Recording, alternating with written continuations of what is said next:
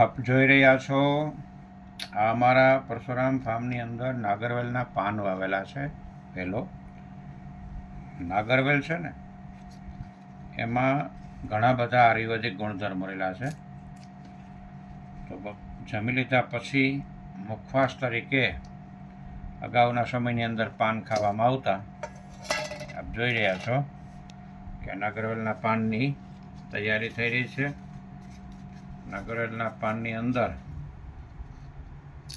પાચનના અને કેટલા બધા રોગોને મટાડવાના પણ ગુણો છે. આ પાનને ઘણી વખત ગરમ કરીને બાંધવામાં પણ આવે છે. ઓકે, હવે આ નાગરવેલના પાન ખાવાની સિસ્ટમ બતાવેલી છે કે એની જે દાંડલી હોય ને એ દાંડલી કાઢી નાખવાની.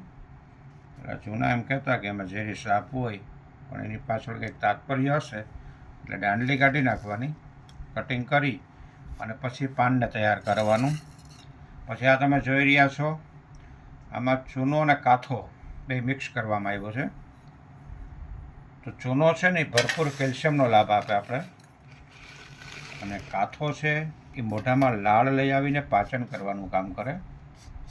એટલા માટે થઈ અને એમ કહેવામાં આવે છે કે કાથો અને ચૂનો એમાં નાખવાના. ઓકે ઓકે હવે આપણે નાગરવેલના પાનની અંદર કાથો અને ચૂનો લગાડીને તૈયાર કરી દીધેલું છે.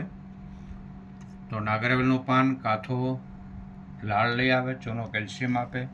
નાગરવેલનું પાન પણ આરોગ્ય દૃષ્ટિએ સારું. અગાઉના સમયની અંદર આપણે આ રીતે કાયદેસરના આયુર્વેદિક પાન ખાતા. હજી મંદિરોમાં પણ પાનના બેડા પ્રભુને ધરવામાં આવે. એની અંદર થોડી માત્રામાં સોપારી મૂકવામાં આવે. સોપારી છે એ પણ લોહીને પાતળું કરે, એમાં પણ ગુણધર્મ સમાયેલો છે. આનું નામ જ છે મુખવાસ. મુખવાસનો અર્થ એ છે કે મુખની વાસ દૂર કરે. જમી લીધા પછી આપણા મોઢામાં વાસ આવે, અન્ન રહી જાય ને તો સડે, રાત્રે પણ વાસ આવે. બિલકુલ કાંઈ ન ખાતો હોય એના મુખમાં પણ વાસ આવતી હોય, તો મુખની વાસ દૂર કરે. જમીને ખાવાની આ વસ્તુ છે સોપારી. સોપારી નાખ્યા પછી આપણે નાખશું એની અંદર ધાણાદાર. તો ધાણાદાર છે ને એ પણ સ્વાદિષ્ટ અને ધાણામાંથી બનેલી વસ્તુ છે. એ પણ આરોગ્યની દ્રષ્ટિએ એમ કે સરસ માનવામાં આવી.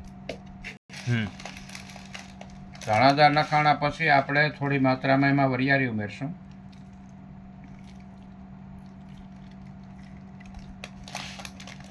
કે લવિંગ, સોપારી ને પાનના બિરલા, મુખવાસ કરો ને મોરાર રે, એવું પ્રભુના કીર્તનની અંદર કંઈક કે ગાવામાં આવે.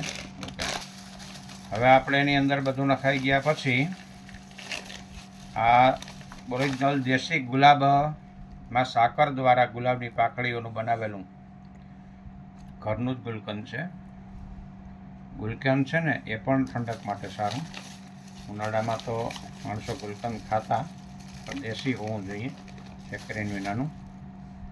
તો આ દેશી ગુલકંદ છે, અને સાકરમાં અને ગુલાબની પાંદડી દ્વારા એમ કહેવામાં આવે છે કે બનાવવામાં આવ્યું છે.